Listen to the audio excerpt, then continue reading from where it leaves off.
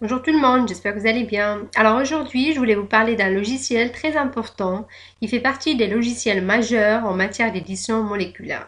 Ce logiciel s'appelle ChemDraw. Il est très utilisé dans les laboratoires de recherche et également dans les classes de chimie. Il va vous permettre de dessiner et de représenter toutes sortes de molécules, que ce soit organiques, organométalliques ou polymériques. Et donc, il vous sera également possible de gérer des spectres RMN, du proton, du carbone 13 et également des spectres de masse et de définir une nomenclature selon les standards et opaques. Donc ensemble, je vais vous montrer comment travailler avec ce logiciel. Voilà, donc une fois téléchargé, j'ouvre la fenêtre qui correspond à mon logiciel, d'accord? Elle est sous cette forme, donc ici vous allez trouver de multiples fonctionnalités. Et donc moi, je vais commencer par vous montrer comment dessiner une molécule, d'accord? Alors si je prends l'exemple du toluène, d'accord, donc j'aurai besoin de dessiner tout d'abord le cycle benzénique. Et donc ici, vous allez trouver tout type de cycle que vous pouvez avoir besoin. Donc moi, je clique sur le benzène, d'accord? Et je clique ici une autre fois pour le dessiner. Ensuite, j'aurai besoin d'une simple liaison, d'accord? Donc ici, vous allez trouver tout type de liaison, une liaison simple, une liaison double. Également, si vous cliquez là-dessus, donc vous allez trouver des triples liaisons, d'accord? Donc moi, je clique sur la simple liaison et je viens ici pour la dessiner. D'accord? Ensuite, j'aurai besoin d'écrire le substitut en CH3. Donc, je clique sur texte. D'accord? Ici. Et je viens ici, je clique une autre fois et j'écris en majuscule le substituant CH3. Donc, ça, je l'écris sur mon clavier. D'accord? Ensuite, je sélectionne ma molécule. Voilà. Et je viens ici, donc l'onglet View. D'accord? Et je clique sur Show Analysis Window. Voilà, donc il y a une petite fenêtre qui va s'ouvrir, qui va me tirer la formule brute, la masse exacte, le poids, d'accord, ou la masse moléculaire, ici, et les ions M sur Z possibles pour ma molécule. Et voilà. Donc ensuite, à partir de ma structure, je peux tirer le nom de ma molécule en venant ici, donc structure, et en cliquant sur Convert Structure to Name. D'accord? Donc si je clique ici, il va me sortir le nom de ma molécule. Et je peux également faire l'inverse. Par exemple, je peux écrire, donc je viens ici, j'écris le nom de ma molécule. Donc si j'écris par exemple benzène, d'accord? Donc je sélectionne le benzène en venant ici et je peux tirer la structure du benzène en venant ici, donc structure et convert name to structure. Voilà, et donc il va me tirer la structure de ma molécule, d'accord? Donc avec ce logiciel, je peux faire les deux, donc il y a les deux possibilités. Soit on tire le nom à partir de la structure, ou également on tire la structure à partir du nom de la molécule. Voilà, donc je vais supprimer ça. Donc là, vous avez une gomme. Vous pouvez supprimer ce que vous voulez. D'accord. Ensuite, donc je vais revenir. Donc je vais sélectionner ma molécule. D'accord. Et je reviens vers l'onglet structure. Donc ici, vous allez trouver les spectres RMN, du proton, également du carbone 13.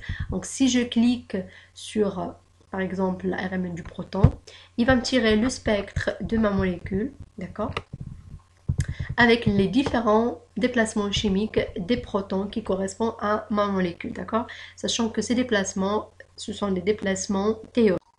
Ce logiciel vous permettra également de dessiner votre molécule sous ses différentes représentations possibles.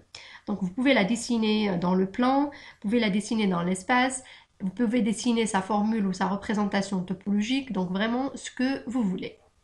Alors maintenant, je vais prendre un exemple tout simple du 1-bromo-1-chloroéthane. Donc je vais commencer par dessiner sa représentation topologique qui correspond à son squelette. Donc je ne vais pas dessiner les atomes de carbone et les atomes d'hydrogène. Je vais dessiner uniquement mon atome de brome et mon atome du chlore. D'accord?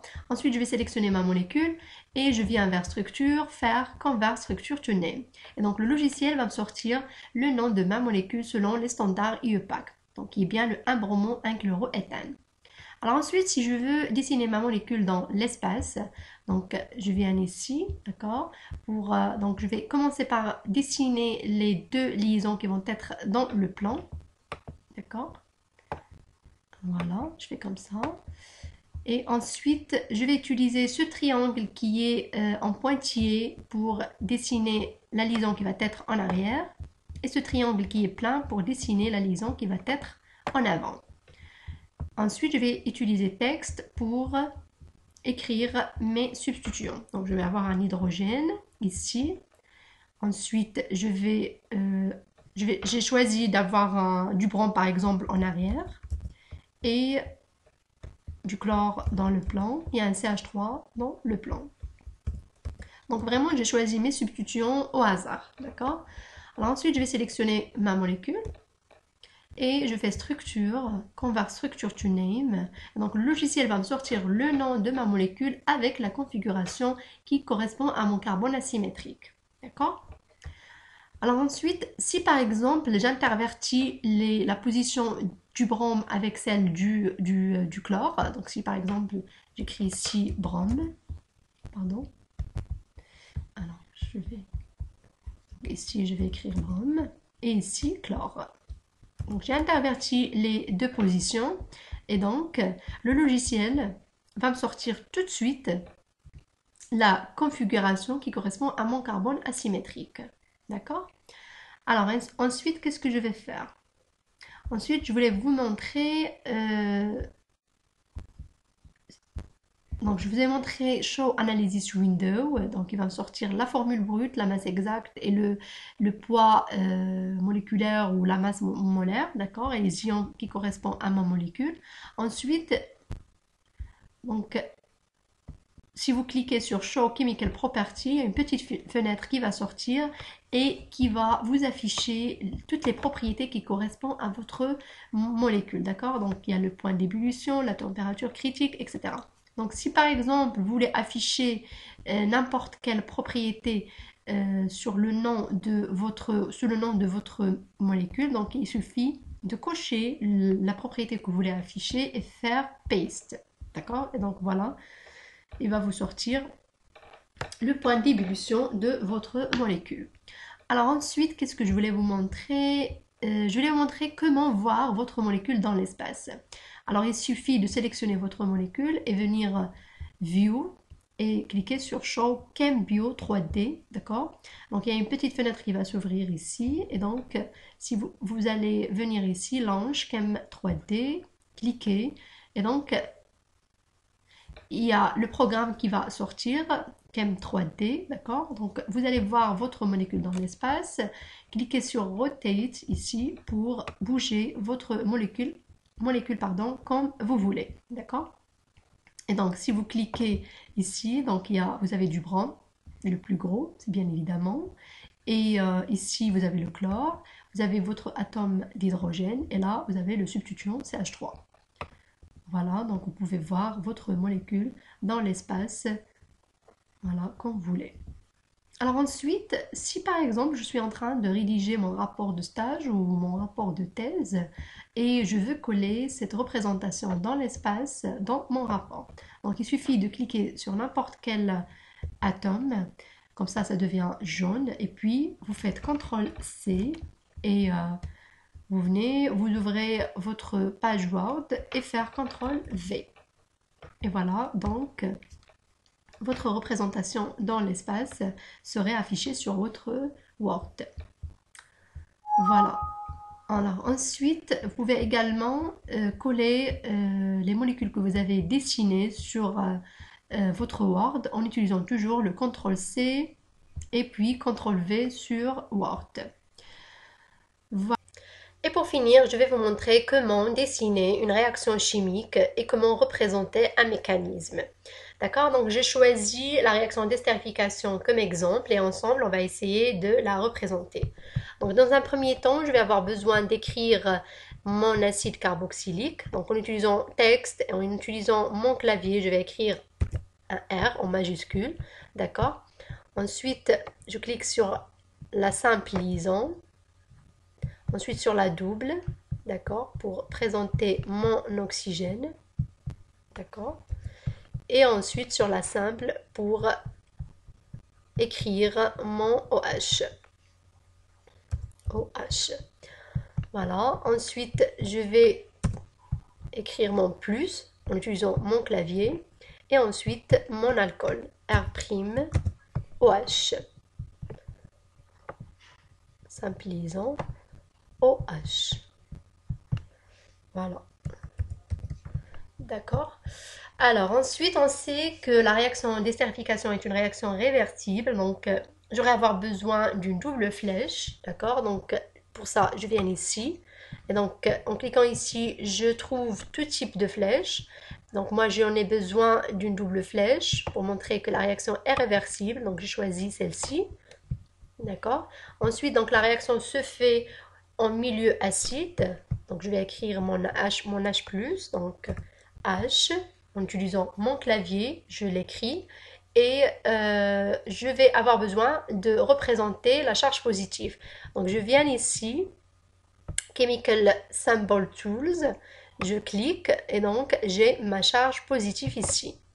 Voilà, donc je clique sur mon hydrogène, et donc il y a la charge qui va apparaître. Voilà, ensuite, donc, je vais avoir besoin d'écrire mon acide carboxylique. Donc, pour ça, je vais pas, pour gagner du temps, je vais juste sélectionner mon acide carboxylique, faire CTRL-C et ensuite CTRL-V. D'accord, le déplacer ici et ensuite, je le modifie, d'accord, en écrivant mon R'. R'. Voilà, donc l'acide carboxylique. Et je rajoute l'hydrogène, pardon, la molécule d'eau qui reste.